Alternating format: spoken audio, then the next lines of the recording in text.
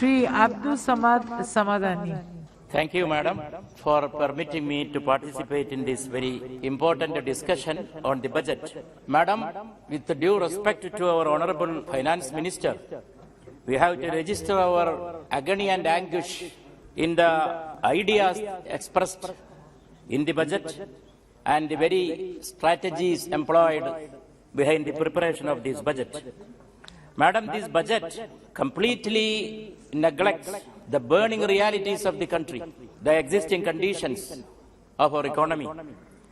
For example, it ignores the problematic poverty, the unending unemployment, the increasing inflation. And also, Madam, it completely ignores the widening gap between the incomes of the poor and the rich and the disparity of the annual household incomes. There is no measure, no suggestions in the budget for increasing money in the hands of the poor. And it ignores many other new problems born out of the uncertainties of the COVID days. देखने में बहुत अच्छा लगता है budget, खूबसूरत है.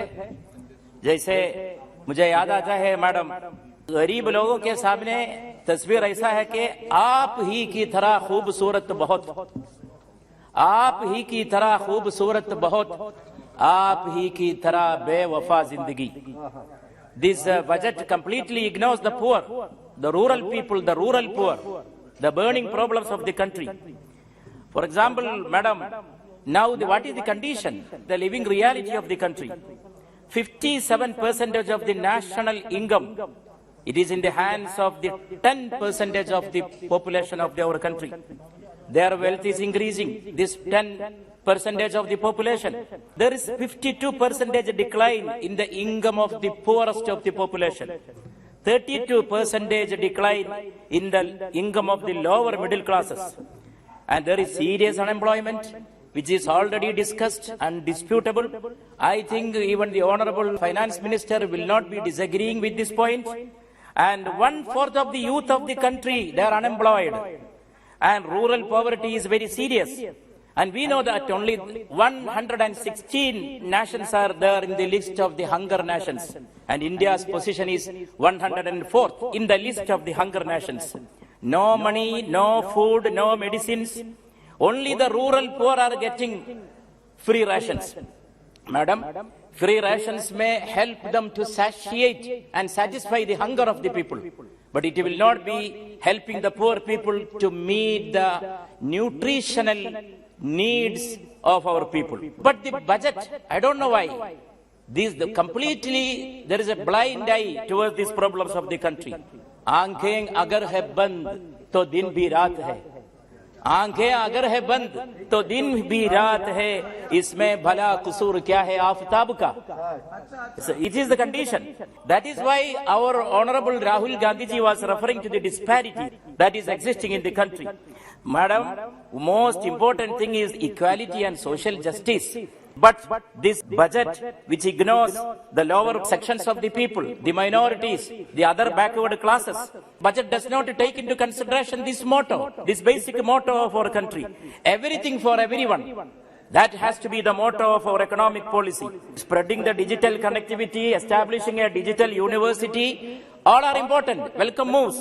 We don't disagree with that. But what is the urgent need of the country now? Whether a digital university or spreading digital connectivity, making it universal, welcoming that, supporting that and agreeing with that. I would like to add, there are other problems with regard to roti, kapda or makan. These has to be solved at the initial level. And in the budget also, the Honorable Finance Minister was referring to our national leaders. Nowadays, the government is often quoting and mentioning the name of Netaji Subhash Chandra Bose. It is good.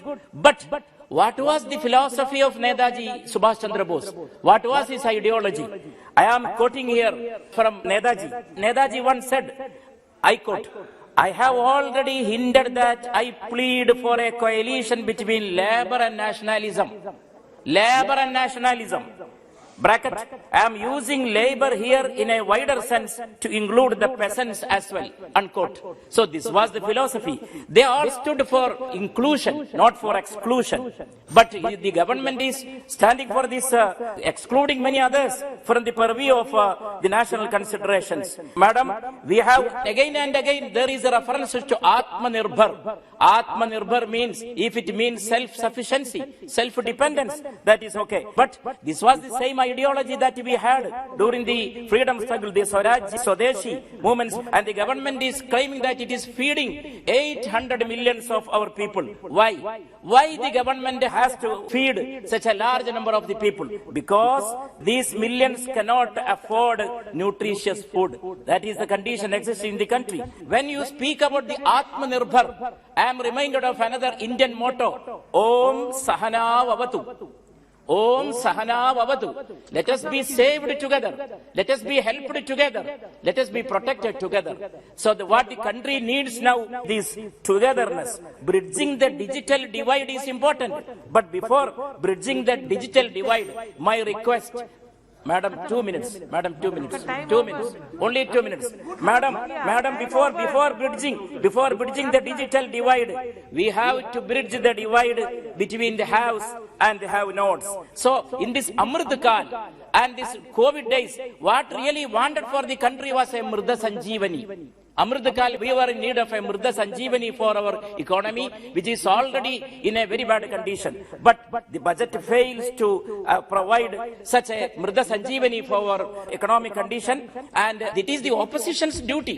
When we point out these things, sometimes finding fault with us, it is our duty. I am concluding, madam, by just quoting a couplet. Na siyahi ke hai dushman, na safedi ke hai dushman. न सियाही के है दुश्मन, न सफेदी के है दुश्मन, हमको आईना दिखाना है, दिखा देते हैं. This is the duty of the opposition, to show the mirror and what is reflected in this. I would like to request the Honorable Minister to consider the minorities, the backward classes, the suppressed, the oppressed, the sidelined, the deprived and the depressed sections of the people, and to take them into national mainstream in the economic policies. Thank you.